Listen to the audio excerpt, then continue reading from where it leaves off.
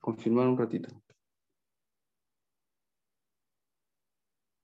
Estamos en vivo. Buenas tardes, soy Ramanitai Kripadas. Ahora no va a estar con nosotros Prabhu Haribudi, pero él me ha pedido que presente a Prabhu Adbhuta Bhagavan Das, que nos va a hablar del significado, ¿no?, de la renuncia. Bueno, en realidad ya lo hemos conocido la última vez que nos dio una clase acerca del karma, o si es karma o es misericordia. Ahora nos va a hablar de la renuncia. Y bueno, ¿qué más decir, no? Que es un sancritanero, es un puyari, es un líder de Bhaktas, profesor de la escuela Vaishnava en Argentina. Actualmente él da, ¿cómo se dice? Es el facilitador de unas lecturas semanales que hace con los devotos, así les ayuda a mantener la conciencia de Krishna en esta época de pandemia, ¿no? Bueno, sin más preámbulos, vamos a darle pase a Adbhuta Bhagavan Das Prabhu, que nos va a hablar acerca de el significado de la renuncia en el Bhakti Yoga. Gracias. Muchas gracias, Prabhu. Gracias, Prabhu. Bueno, Hare Krishna a todos. Vamos a dar unas reverencias simplemente. Om Gyana Timirandasya Gyananjana Salakaya Chakshuru Militanyena Tasmai Shigurave Namaha Mukhan Karoti Vachalam Pangun Langayati Irinya Kripadanam Bande Shigurum Minatarna. Bueno, gracias por la invitación, devotos.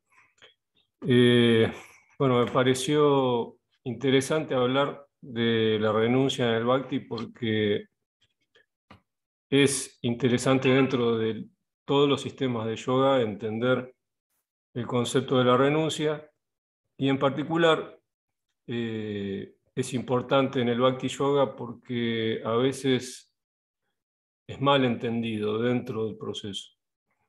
O sea que muchas veces se piensa que es un anga del Bhakti, la renuncia. Y eso es porque en las escrituras en general se lo describe a la renuncia como un proceso del conocimiento, y se discute mucho dentro del Bhagavad Gita y dentro del Srimad Bhagavatam, pero eso no quiere decir que sea un anga del Bhakti. ¿Qué quiere decir eso? Bueno, por Prahlad Maharaj, en el 7º canto del Bhagavatam, nosotros sabemos que hay 9 angas que son el fundamento de todos los angas del Bhakti. De ahí se expanden todos los angas del Bhakti.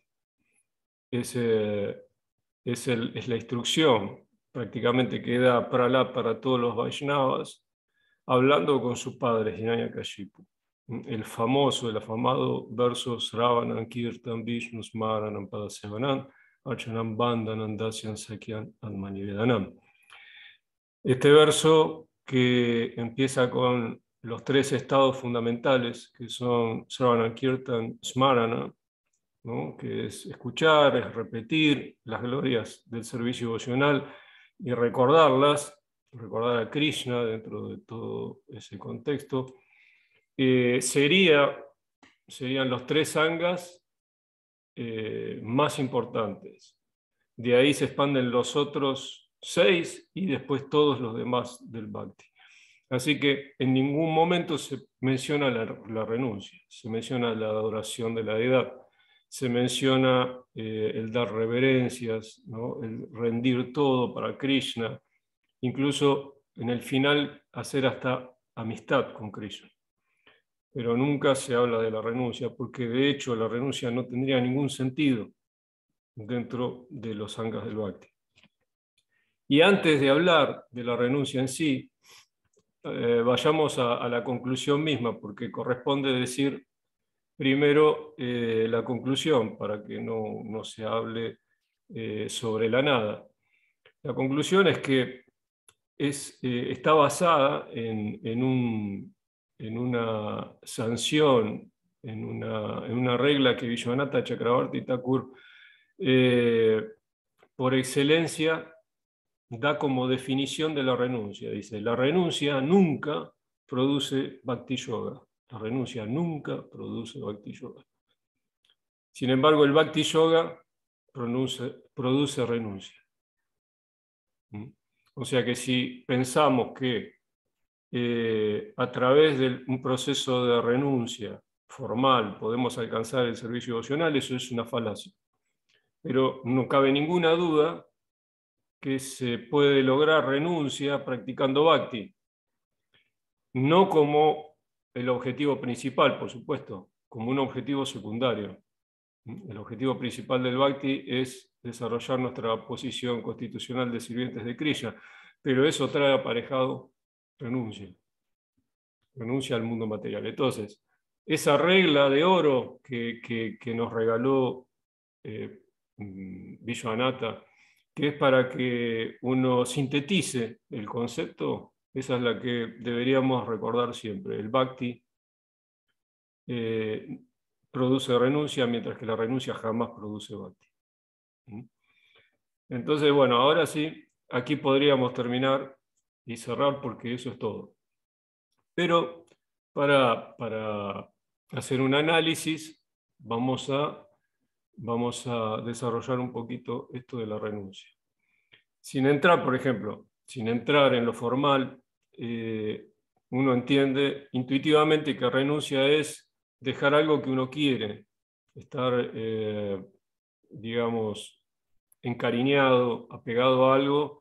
Si tiene que dejarlo, si tiene que apartarse de eso, nosotros le llamamos a eso renuncia, renunciar. Y dentro de un sistema de yoga, la idea es exactamente la misma. La renuncia es dejar los apegos. Y tiene sentido. ¿Por qué tiene tanto sentido dentro de un sistema de yoga? Porque, lógico, un sistema de yoga es para apartarnos de la materia y acercarnos al espíritu, a la cualidad del alma y poder servir a Krishna. Entonces está lleno de sentido pensar de que hay que dejar algo para obtener lo otro. Y eso ya también es intuitivo. Ahora, sí podríamos tener ideas equivocadas en un principio respecto de la renuncia, y eso es tan real, que el propio Krishna, hablando con Arjuna, lo expone más de una vez. Y en particular, en el tercer canto, aborda el tema de la renuncia y lo aborda de forma técnica. Y entonces, en un verso del capítulo 3, de los primeros versos del capítulo 3, él dice: Akarmanan, akarmanan, naishkarmyan purushasnute. Nachasanyasana deva, siddhin samadhi gachati. Entonces, en ese verso, Krishna dice: hay dos cosas que nunca debemos creer. Hay dos cosas que nunca debemos creer. Y es que por dejar las actividades, dejar los deberes prescritos, yo me libero de las reacciones. Esto está hablado en un contexto de karma yoga. Karma yoga no es bhakti. Karma yoga es el gran proceso yógico de la sociedad védica. El proceso que todos de una u otra forma siguen cuando siguen el Varnashram Dharma. La sociedad de las 4 divisiones, ¿no? De los brahmanas, kshatriyas, vaishyas y shudras. Ahí hay deberes prescritos. Y este verso dice que Anaramban, si uno los deja esos deberes, porque dice: yo no quiero reacciones, no quiero complicarme con el karma, y pensando eso lo deja los deberes prescritos, es imposible que obtenga Naishkarmyan. Naishkarmyan sería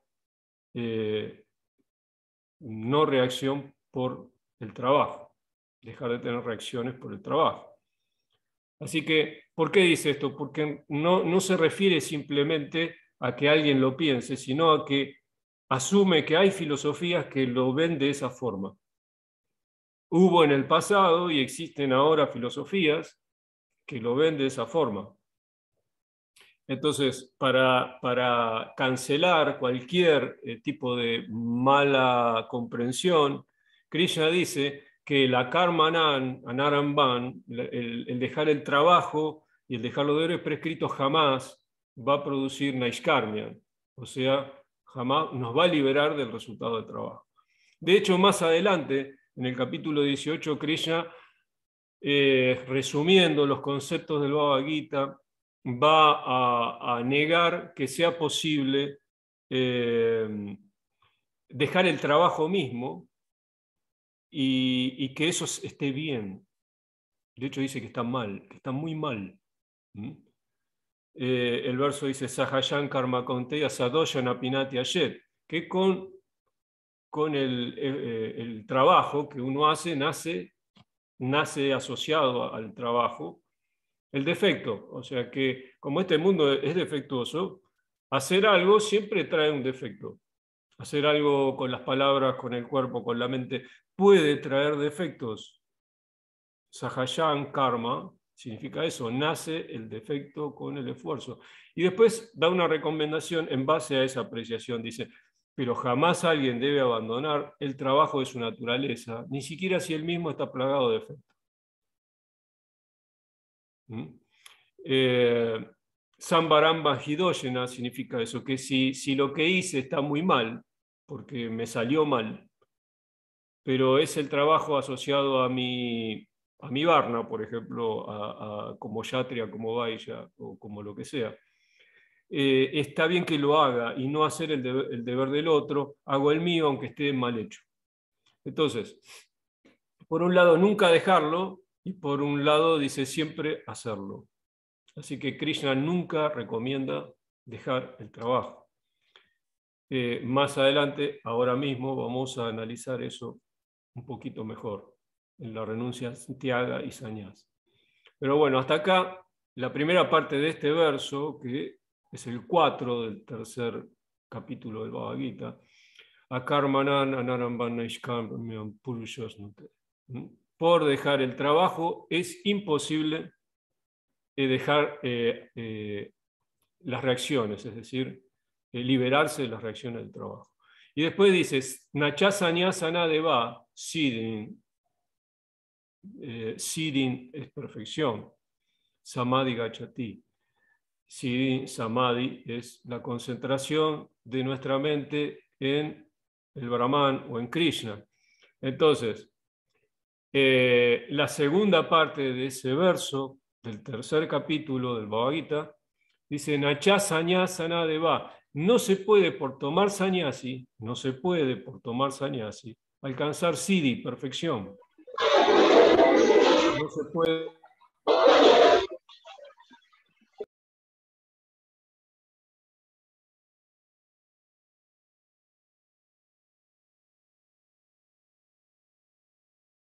Disculpa, han apagado el micro.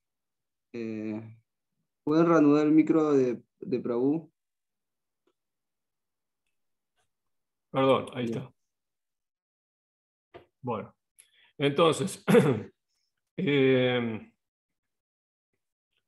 por dejar de trabajar yo no evito las reacciones y por tomar sannyasi no alcanzo samadhi ni siddha, perfección. Esto es algo que también está diciendo Krishna, está diciendo Arjuna. Esa creencia no debe existir en nuestra mente, que solo por tomar una orden social de vida uno pueda alcanzar algún tipo de perfección. Es una idea también intuitiva, a uno le parece que bueno, si uno va escalando dentro del proceso del sistema que ofrece el Varnarandharma, en un momento uno llega a esa perfección. Krishna desmiente, dice, no es posible solo por eso. Si yo llego al nivel sannyas, que es descrito en el 7º canto del Srimad Bhagavatam, hay varios niveles de sannyas. Si yo llego a esos niveles de sannyas, pero no por entrar simplemente en esa orden, yo no puedo alcanzar ni siddhi, ni samadhi, ni perfección, ni concentración de la mente en el Brahman.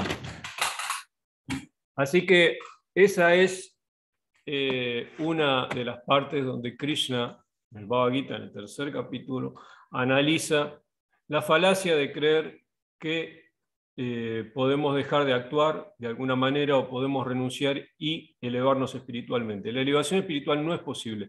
Lo que sí es posible, y Krishna después lo va a analizar también, lo que sí es posible es apartar los sentidos de los objetos y dejar de las ansiedades.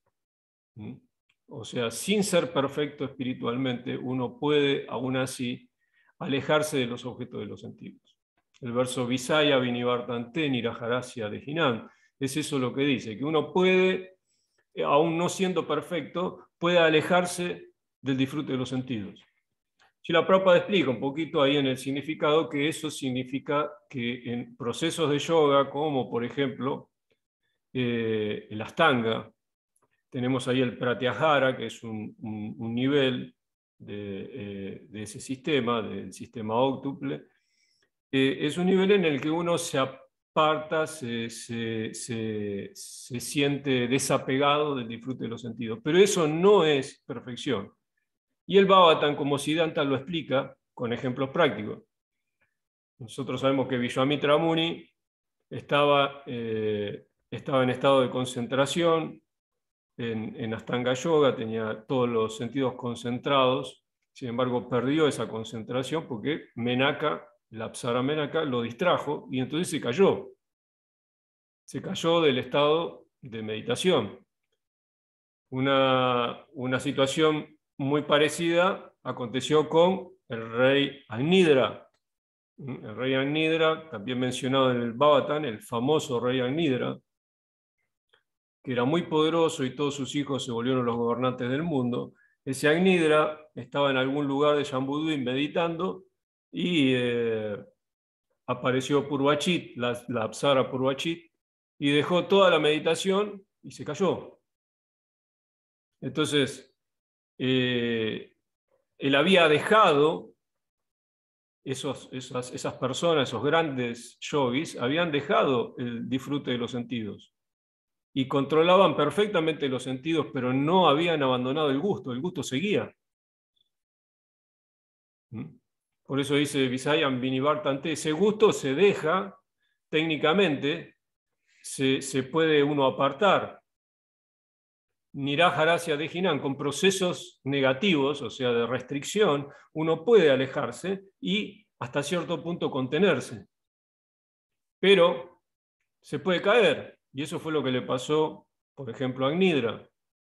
También le pasó a Saubhari Muni. Sabemos que Saubhari Muni estaba meditando en el fondo del río Yamuna y por una distracción que tuvo, consecuencia de una ofensa a un Vaishnava, también se cayó y dejó su proceso yógico. Entonces, esos ejemplos emblemáticos que da el Srimad Bhagavatam son para mostrar que es posible alejarse del disfrute de los sentidos en un proceso negativo, es decir, de control, de autocontrol, pero no es posible mantenerse en ese estado, a menos que, como dice el propio Bhagavad Gita, o sea, como dice Krishna en el Bhagavad Gita, Rasavarsan, Rasapyasya, Evandristo, Anivartante, se pruebe un gusto superior. Ahí la cuestión es diferente. Cuando la persona prueba un gusto superior, su conciencia queda fija. Así que el verdadero, la verdadera renuncia o el verdadero desapego se produce cuando la persona prueba Evandristva, dice Nivartante, prueba un gusto superior. ¿Y eso por qué solo es posible dentro del Bhakti y no es posible dentro de otro proceso de yoga? Porque alguien podría objetar, pero los impersonalistas que meditan en el Brahman también se apegan al Brahman y de esa manera, experimentando Brahmananda, llegan al desapego total del mundo material. Y se cumple la regla que está diciendo este verso. Y eso es más o menos cierto. ¿Y por qué más o menos y más menos que más? Porque en realidad Brahman es Krishna. Brahmanoji Pratistahan Amritasya Vyayasya Cha. Krishna dice en el propio Bhagavad Gita que el Brahman es el brillo de su cuerpo. Entonces, si bien no es Krishna en su forma y actividad, es el brillo de su cuerpo, o sea que estar apegado al Brahman es estar apegado a Krishna en un aspecto.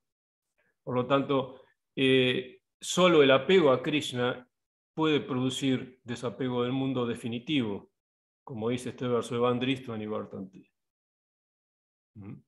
Pero jamás, retomando, ¿no?, la idea original, jamás se puede, por un proceso de negación de los objetos de los sentidos, llegar al Brahman, a algún aspecto, ni siquiera el brillo del cuerpo de Krishna. Entonces, por eso esos grandes casos de yogis muy adelantados que tienen que abandonar su meditación trascendental, no pueden seguir adelante. Entonces, bueno, una de las objeciones que se podrían hacer es, y si no es un anga del Bhakti, ¿por qué el señor Chaitanya, por ejemplo, tomó sannyasi? Y en general muchos devotos Vaishnavas, no solamente dentro de la Gaudiya Vaishnava, sino, por ejemplo, Ramanujacharya fue sannyasi, y propio Madhvacharya, nuestro Acharya Sampradaya también. Entonces, ¿por qué toman sannyasi los devotos? Pero bueno, lo primero que habría que contestar, ¿por qué toma sannyasi el señor Chaitanya? Que es nuestro líder absoluto en la práctica del servicio devocional, es Krishna mismo. Bueno, en realidad que tomara no era en lo absoluto necesario por una cuestión de proceso en sí, no había una necesidad dentro del proceso de tomar o inducir a otros a que tomen sannyas. Pero sí había una necesidad de atraer a las personas a la conciencia de Krishna, y esto era una preocupación que el señor Chaitanya tenía desde el principio. Y uno tiene que entender muy bien la situación social en la que estaba viviendo la India y en particular Navadvip en ese momento, para entender por qué el señor Chaitanya toma sannyas. Los devotos del señor Chaitanya eran muy mal vistos, porque eran tomados por los brahmanas smartas, los brahmanas tradicionales, eran tomados como sentimentalistas y en algunos casos mucho peor que eso, ¿no? Se decía que ellos en la casa en la casa de los devotos donde se hacían las reuniones, como por ejemplo de Srivas Thakur, ahí hacían orgías y tomaban vino y hacían actividades de complacencia de los sentidos, y por eso gritaban tanto, porque se sentían los gritos toda la noche, no solamente los cantos, sino los gritos, los golpes, los desmayos. Era todo un evento así bastante especial, ¿no? Que muchas personas iban y desde afuera trataban de escuchar todo eso que pasaba. Había multitudes tratando de ver y escuchar qué pasaba dentro de la casa de Srivas Thakur. Entonces, se decían muchas cosas porque la gente tiene la tendencia a criticar, y esas críticas eran dolorosas para los devotos, pero eran muy preocupantes para el señor Chaitanya, porque si lo seguían tomando como una persona viciosa, no iba a poder convencer ni a Navadvip ni al mundo de que el servicio devocional era la máxima autoridad, la máxima actividad. Savai Punsa Parodharmo Yatovakti Radoyaye, ¿no? La ocupación máxima para la humanidad es el Bhakti Yoga, el servicio devocional. ¿Cómo podemos convencer a los demás? El señor Chaitanya dijo que llamó a los devotos, le dijo, yo no puedo seguir así, llamó a sus devotos íntimos. Digo, yo así no puedo seguir. Esto está confundiendo a las personas, así que lo que voy a hacer es tomar sannyas para que me respeten y para que los respeten a ustedes. Eso fue lo que hizo, y inmediatamente eso tuvo un efecto muy fuerte, pero muy fuerte. Él, después que toma sannyas, se dirige a un lugar, a Santipura, en la India, y cuando él va hacia Santipura, en ese camino se puso un efecto social que es realmente un evento único en la historia de la humanidad, en la reacción que hubo de la gente. La gente de Navadvip se enloqueció como si se hubieran vuelto locos realmente, igual. Empezaron a correr hasta Santipura. Eran legiones, eran así, era una estampida de gente que corría, se subían a las góndolas que cruzaban el río y colapsaban las góndolas, se hundían porque no podían sostener a las personas cruzaban nadando, se agarraban de troncos, de cualquier cosa y cruzaban y gritaban porque iban a ver al señor Chaitanya. Y en esas personas que hacían eso, entre esas personas que se describen, había algunos de los blasfemadores, de los brahmanas blasfemadores que habían dicho que el señor Chaitanya era un sentimental y que además de eso era un vicioso. Esos blasfemadores estaban llorando ahora y decían, yo lo blasfemé, yo me equivoqué. Estos pasatiempos descritos por Vrindavan Das Thakur son muy importantes porque muestran cómo lo que el señor Chaitanya piensa, obviamente por ser Dios mismo, por ser Krishna mismo, su estrategia fue perfecta. Y entonces en ese momento él logró que personas que eran antagónicas se volvieran respetuosas y hasta decidieran adorar al señor Chaitanya. Entonces, en ese contexto también, el señor Nityananda, que es el propio señor Chaitanya en otro aspecto, le quiebra la danda al señor Chaitanya, se la quiebra, se la rompe, indicando que Dios no tiene que tomar sannyas. Y si Dios no tiene que tomar sannyas, los devotos de Krishna, que están en el mismo nivel cualitativo, tampoco. O sea que no tenía sentido ni para el señor Chaitanya, ni para los devotos del señor Chaitanya sannyas. Porque si alguien está apegado a Krishna, entonces está automáticamente desapegado del mundo. No hay ninguna razón por la que un devoto debiera tomar sannyas como un anga, ¿se entiende, no? Sí, como un aspecto de su servicio a Krishna o un aspecto de la prédica para atraer mejor a las personas. Puede ser, como podría tomar cualquier otra posición, pero no como un anga, no como una división necesaria, compulsoria del bhakti. Eso definitivamente no es así. Bueno, entonces, como para cerrar un poco más la idea, veamos lo que dice Krishna en el capítulo 18 del Bhagavad Gita.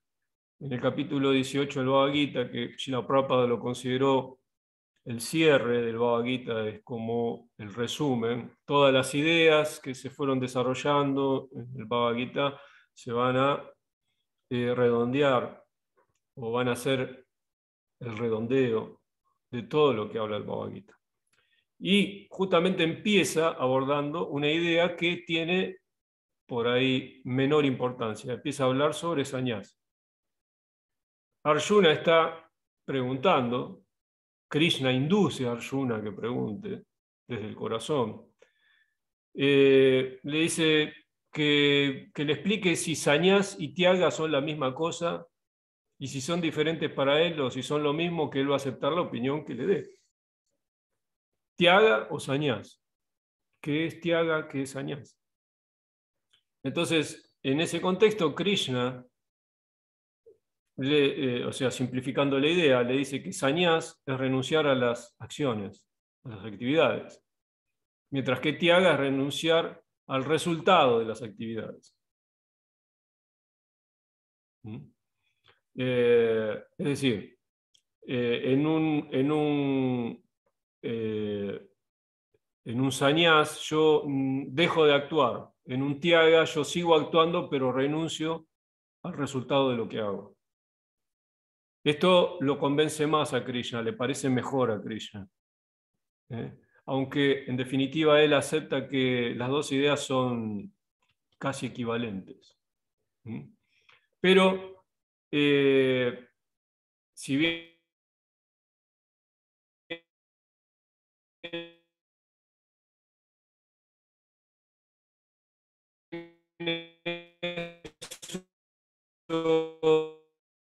bueno, entrar un poco en el detalle de a qué se refiere Krishna con esto. Porque seguimos hablando, muchos de los aspectos que se discuten en el Bhagavad Gita están muy relacionados con la sociedad Varna-Dharma. O sea, están muy relacionados con el Karma Yoga. Entonces es interesante entender qué exactamente Krishna quiere decir con esto. Vishwanatha Chakravarti Thakur dice que hay dos tipos de dharmas. Generalizando el dharma, hay dos tipos de dharmas, o sea, de actividades religiosas. Y unos son los kama dharmas y otros son los nitya dharmas. Los kama dharmas son los que uno hace porque tiene deseos materiales. Y los nitya dharmas son deberes superiores, como cantar el Gayatri, por ejemplo, o como dar caridad o hacer yagya. Entonces, en el kama dharma es digamos, asignado, recomendado para la persona que tiene deseos materiales y no puede renunciar a ellos. Bueno, esos kama dharmas, dice Krishna, tienen que ser dejados por el sannyasi. Sin embargo, los nitya dharmas no deben ser dejados. ¿Y cuándo dice eso? Cuando él dice que yagya, cuando dice que dhyana, yagya, dana y tapa no deben ser dejados. Yagya, dana y tapa. O sea, yagya es la ofrenda que no se debe dejar nunca. El dana, que es la caridad.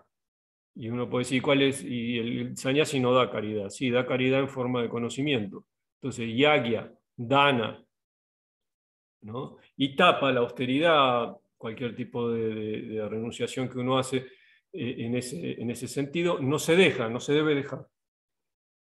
Entonces, Krishna concluye que todo se debe, que tanto sea el sannyasi como el tyagi, no deben dejar yagya, dana y tapa. Un ejemplo de sannyasi, entonces, es alguien que se retira de la vida familiar. Ese que se retira de la vida familiar no debe dejar yagya, dana y tapa. No debe dejar la ofrenda, la caridad y la austeridad. Y alguien que sigue tyaga, tampoco. Y puede ejecutar incluso los kama dharmas. Sin apego, no tiene necesidad de dejarlo siquiera. Entonces tenemos el ejemplo de el rey Priyavrata. El rey Priyavrata no dejó ni los kama dharmas ni los nitya dharmas. El padre de Sita, mencionado en el Bhagavad Gita, tampoco dejó ni los kama dharmas ni los nitya dharmas. Entonces muchos reyes seguían practicando incluso los kama dharmas sin ningún apego. Y eso se llama naishkarmya en el proceso de karma yoga. Hacer las acciones sin apego al resultado. Cuando Krishna le dice a Arjuna, Sukhaduke same kritva lavala vaya yo, ¿no? Le dice, tenés que pelear por pelear, o sea, cumplir con el deber por cumplirlo, sin apego a los resultados de lo que estás haciendo. Eso no tiene pecado, o sea, eso no tiene reacción. ¿Qué es lo que no da reacción? Lo que se hace sin intención de obtener un resultado. Entonces es un estado mental, no se trata de algo físico. Entonces, para nosotros significa, para nosotros en general, en el servicio devocional, significa renuncia, lo más parecido a renuncia es tyaga. Tyaga es desarrollar las actividades sin apego a los resultados de lo que estamos haciendo. Eso sería en una primera etapa del Bhakti. En una etapa donde ya hay gusto, Evandristo Nivartante, ya eso sería automático, como Srila Prabhupada lo explica en sus significados por todas partes en el Bhagavad Gita. Aquel que desarrolló servicio devocional no tiene ninguna necesidad de renunciar a nada, porque ya está pegado a Krishna, ya renunció. Obviamente se está refiriendo a los estados avanzados del servicio devocional, pero es así como funciona. Si la persona está apegada a Krishna, está desapegada del mundo. Y entonces retomamos un poco la idea original de Vishwanath. El bhakti produce renuncia, pero jamás la renuncia produce bhakti. Entonces no se debe pensar de que uno va a avanzar espiritualmente por entrar en un ashram determinado. Eso no es posible. Eso es una estrategia del Varna Ashram Dharma. Entonces, es una estrategia del Varna Ashram Dharma, pero no es válida para el servicio devocional. En el servicio devocional la persona desarrolla su servicio devocional por apegarse a Krishna y nada más.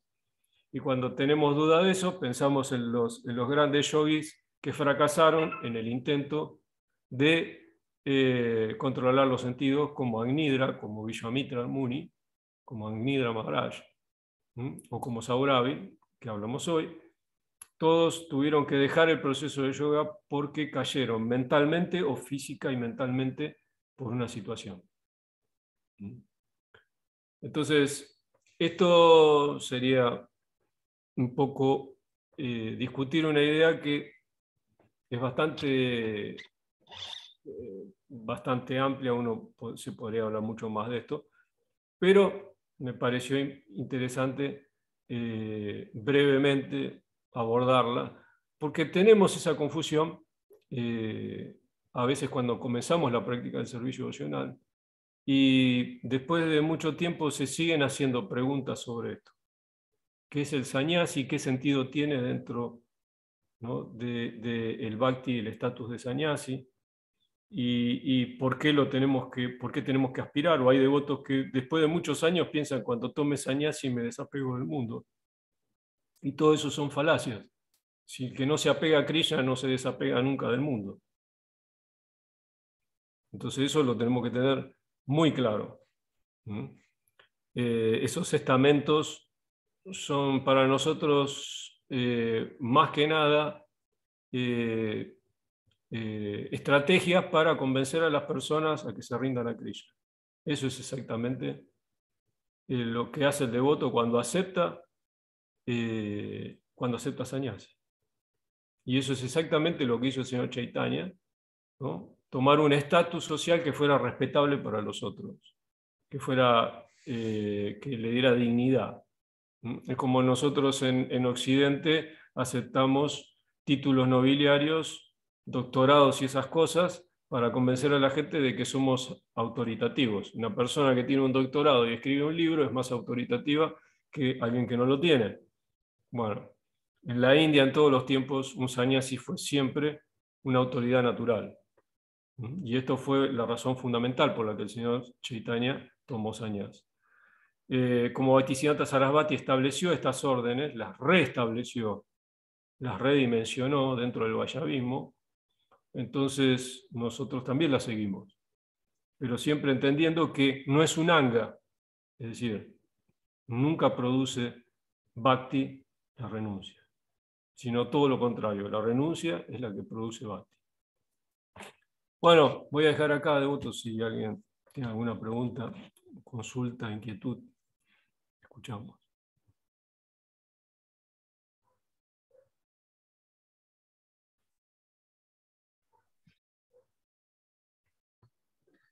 Bueno, si alguien quiere hacer una pregunta por acá, por Zoom, puede levantar la mano y le pedimos a Paul, a través de su hermana, que habilite el micrófono. Acá la madre Maharama Devi Dasi ha levantado la mano físicamente, ¿no? También se puede hacer ahí como pero igual, le puedo habilitar, voy a pedir para habilitar el micrófono. ¿Cómo es? Rama. ¿Ya puede hablar? Si ya puede hablar, haga su Sí, pregunta. gracias. El caso de Bhaktivinoda Thakur es un caso de Bhakti sin ser sannyas. Sí, es un caso bien claro, porque ¿por qué es tan contrastante? Y está muy bien lo que usted dice. porque incluso un Babaji, como Goura Kishordas Babaji, lo consideró su guru.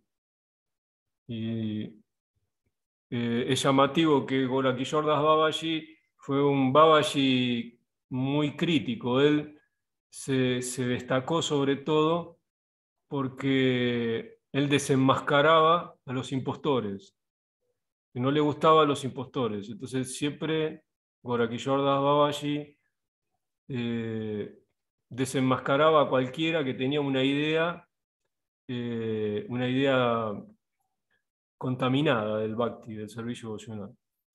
Y a veces se trataba de sutilezas que incluso para nosotros son imperceptibles, pero él las percibía con mucha claridad.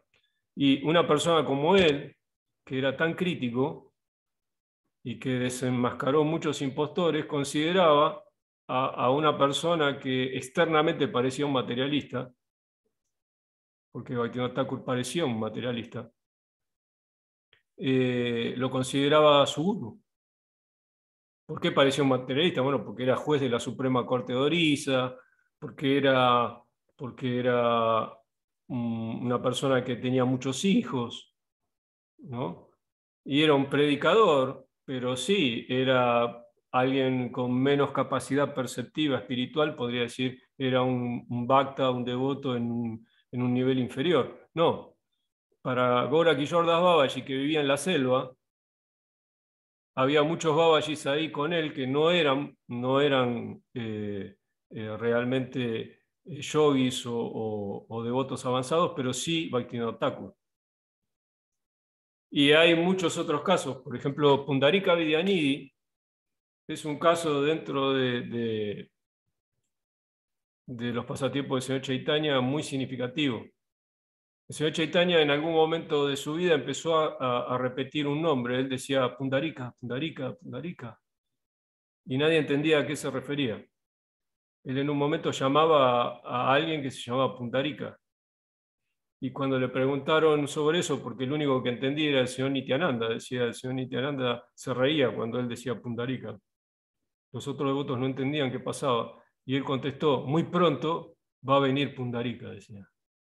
Muy pronto va a venir Pundarika. Y en un momento, cuando Pundarika estuvo cerca de Navadvip, él mandó a un grupo de devotos a su casa, a 3 devotos a su casa. Uno de ellos era Gadadhar Pandit, quien después se volvería discípulo de Pundarika Vidyanidhi.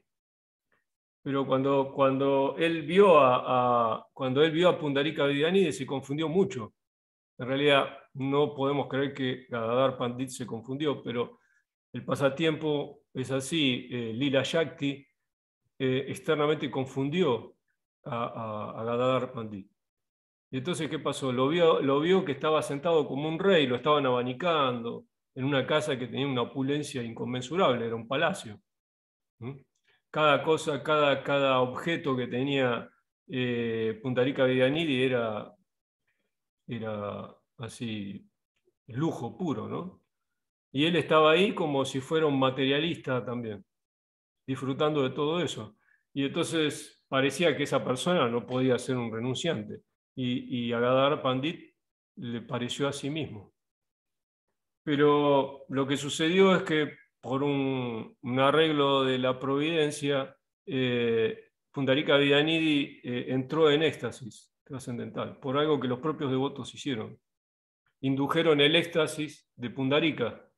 Y entonces Pundarika Vidyanidhi se levantó del asiento, empezó a correr y a patear todo.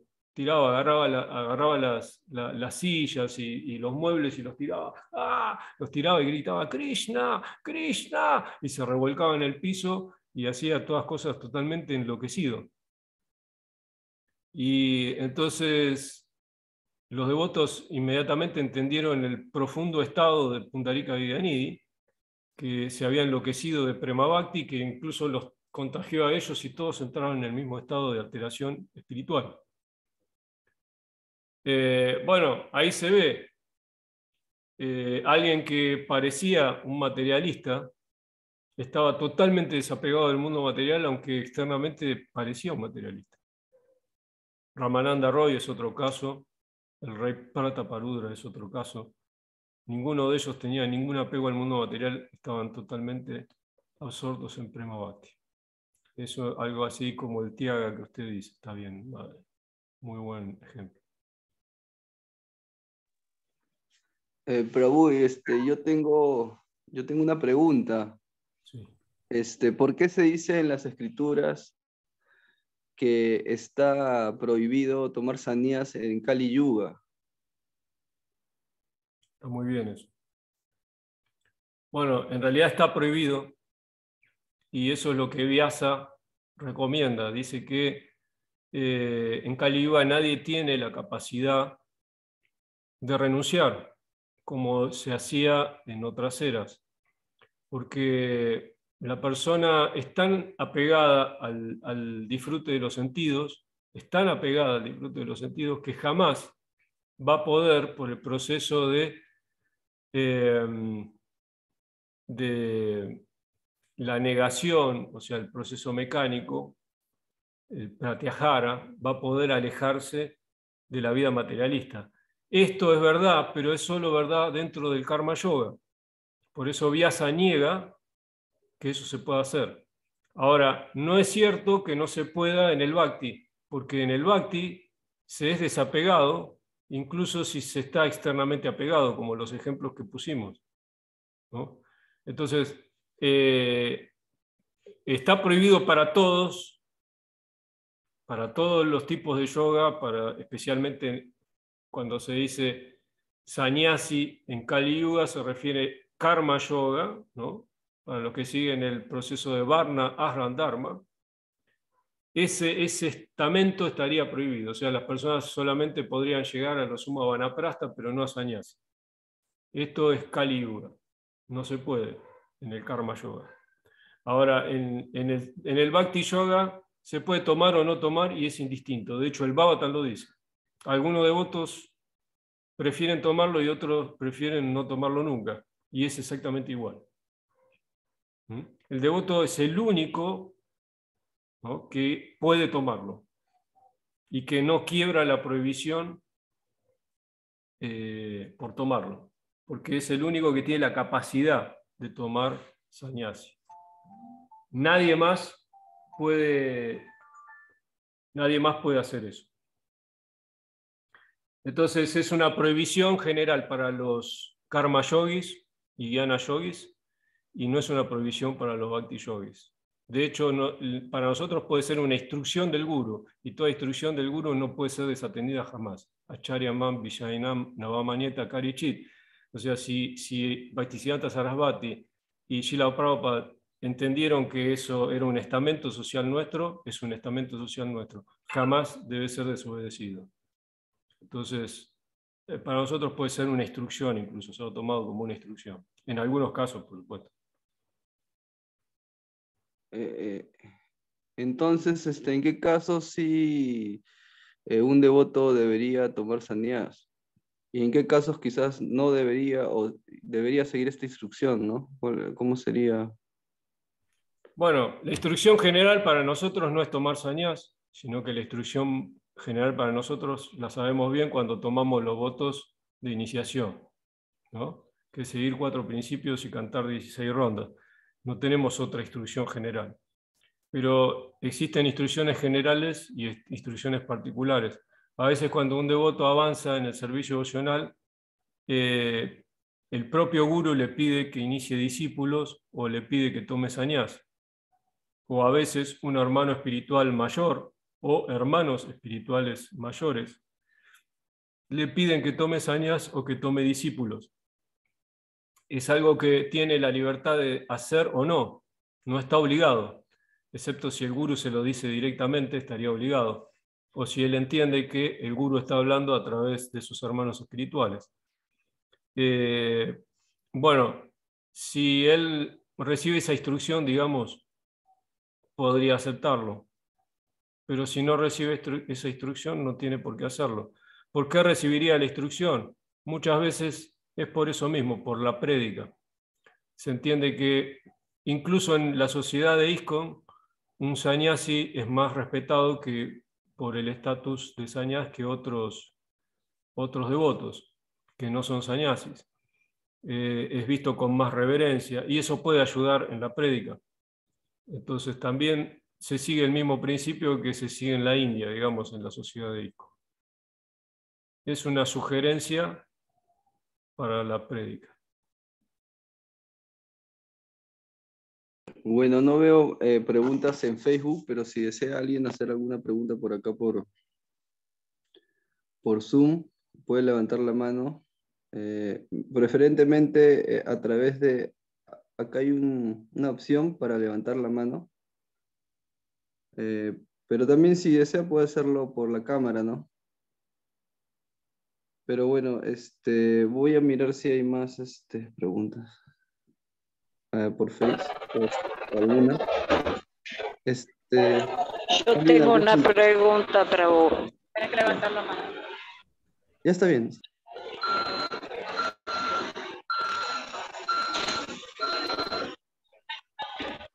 Adelante, puede hacer pregunta.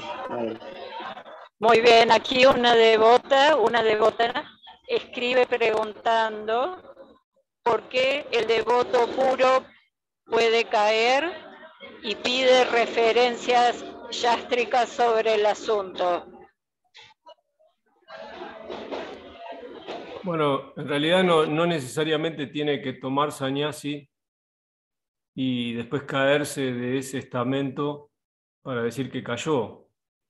O sea, un devoto puede caer de cualquier estado, ¿no? Podría ser un grijasta, podría ser un sannyasi, o sería lo mismo, caería. Las razones de las caídas son múltiples, pero siempre se entiende que la razón más común de la caída es la ofensa. Y entonces hasta un Mahabhata podría por ofensas caer. Saubhari Muni, que lo mencionamos en esta charla, cae de un estado muy avanzado de meditación, pero él además era un bhakti yogi, no es que no era un bhakti yogi. Era un Misra Bhakta, estaba combinando su bhakti con su meditación, y él cae por una falla de percepción. Él ofende a Garuda, ¿no? Le emite una maldición para que no pueda entrar más en el río Yamuna a comerse la serpiente, los peces. Y ese error de percepción fue una ofensa que lo debilitó y desarrolló deseos materiales. Entonces, a veces un devoto avanzado, por ofensas, se debilita y desarrolla deseos y no los puede controlar más. Es una de las consecuencias de las ofensas. A veces la locura o la muerte misma es una consecuencia de las ofensas también. El ateísmo, es decir, volverse antagónico al servicio devocional y al Dharma, es otra consecuencia de las ofensas. Y por eso esa sería la causa más común. Desarrollar ofensas que pueden ser a los devotos o cualquiera de las 10 ofensas que van debilitando el bhakti, pero en particular la de ofender a los Vaishnavas es muy fuerte, porque es incluso más fuerte que ofender a Krishna. Entonces, aunque no podemos saber por qué un devoto avanzado cae, salvo que, estemos hablando de alguien histórico, vemos que, histórico estoy diciendo que esté dentro de las escrituras. Como sabemos, Saubhari Muni es una referencia yástrica, como están pidiendo ahí, de alguien que, a pesar de haberse desarrollado mucho en el servicio devocional, no es que no pudo controlar la lujuria. No pudo controlar la lujuria porque cometió una ofensa anterior. Entonces no fue que le vino deseos de la nada. Los deseos vinieron por las ofensas. Y esa es la causa más común de caída. Cuando vemos caídas, tenemos que entender siempre que puede haber habido ofensas, y casi siempre las hubo. También entender esto de que Sañás no necesariamente representa avance espiritual. Es bueno para entender mejor las ofensas también. Perdón, las caídas. Porque si uno divide, o sea, pondera el avance espiritual en base a divisiones sociales, eso es una división materialista. Por eso nadie podía reconocer a Pundarika Vidanidhi, como dijimos hoy, ¿no? Él estaba por encima de cualquier sañás. De hecho, él es el rey Brijavanu, él es el padre de Radha en el lila Kriya Lila, ¿no? Pero bueno, si uno ve las cosas muy externamente, dice, no, pero ¿y cómo? Una persona que tomó sañás no está adelantada espiritualmente. Eso es relativo, sí. No lo van a inducir a tomar sañás si no es avanzado hasta un cierto punto. Pero no es eso un indicio de avance absoluto, ¿no? Quiere decir que eso significa que está avanzado con respecto a, por ejemplo, otros que no son sañasis. Eso es lo que uno no debe confundir. Entonces, la caída se puede producir en cualquier momento, y si vamos al caso, para contestar específicamente la pregunta, casi siempre las razones son ofensas, no deseos materiales que vienen de la nada, o sea, que vienen porque la persona simplemente no se puede controlar. Con las ofensas el devoto, perdón, Prabhu, queda desprotegido de Krishna. Es por eso que cae. Sí, está muy bien, es exactamente eso lo que pasa. Por eso Krishna dice que él no puede liberar de las ofensas al devoto, tiene que ser el devoto mismo. Y el paradigma de eso es Ambarish Maharaj, que Durvasa Muni no pudo liberarse de la ofensa por pedirle a Vishnu que lo libere. Él traspasa la capa del universo, va a Vaikunta, le pide a Vishnu que lo libere, y Vishnu le dice, yo no puedo hacer eso. Para eso existe ese lila, ese pasatiempo, para que se entienda que ni siquiera Vishnu puede liberarnos de las ofensas al devoto. Entonces tiene que ir y pedírselo a Ambarish, tiene que ir a pedirle directamente a Ambarish, al que ofendió, tiene que pedirle que lo perdone. Ese es el problema de las ofensas. Entonces, uno si queda desprotegido de Krishna, ya no tiene ningún refugio, porque el único Asraya significa refugio, el único es Krishna. Así que está muy bien pensarlo de esa manera. Lo que uno pierde es el refugio. Ya queda totalmente sin techo, sin protección.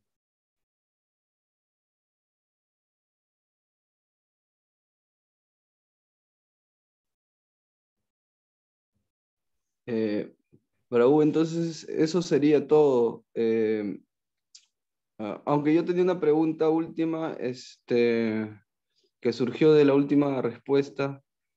¿Cómo? Entonces, entendemos por lo que usted está respondiendo que pueden haber devotos muy avanzados, pero que no necesariamente son devotos puros, ¿no? ¿Eso es En correcto? realidad, como Srila Prabhupada lo explica, es un poco distinto. Es que hay kanista adhikaris que son devotos puros, incluso, ¿no? En el Upadeshambrita él dice que hay 3 tipos de devotos puros: kanista, madhyamas y uttamas. Porque el que hace todo para Krishna es un devoto puro. Ahora, bueno, hay otra acepción de devoto puro, que sería el devoto que ya no tiene ninguna asociación con las modalidades de la naturaleza. Si tomamos esa acepción, entonces podemos decir que, bueno, hay devotos muy avanzados que todavía no tienen prema, eso ya lo sabemos.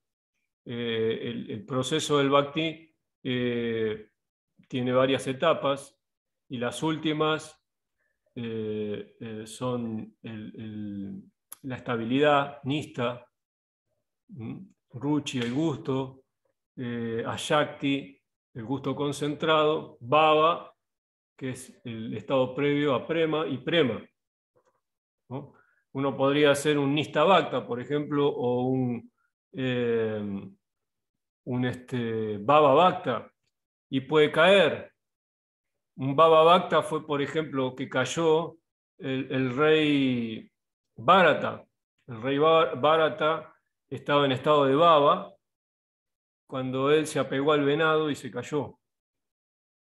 Ahí tenemos un caso de que no hubo ofensas, hubo apego al mundo material, por piedad, por compasión hacia un animal, hacia un venado, el rey Bharata se cayó. Y él estaba en Baba Bhakti. O sea que es el estado previo a Prema. Es un estado muy avanzado. Pero un descuido, digamos, una desatención en la práctica lo llevó a la caída.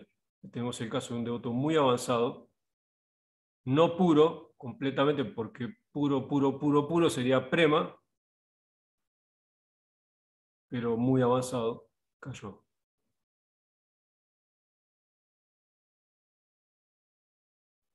Muchas gracias, Prabhu. Solo pedirle a Paul, a través de su hermana, que si puede habilitar los micrófonos para que todos nos podamos darle las gracias por la clase.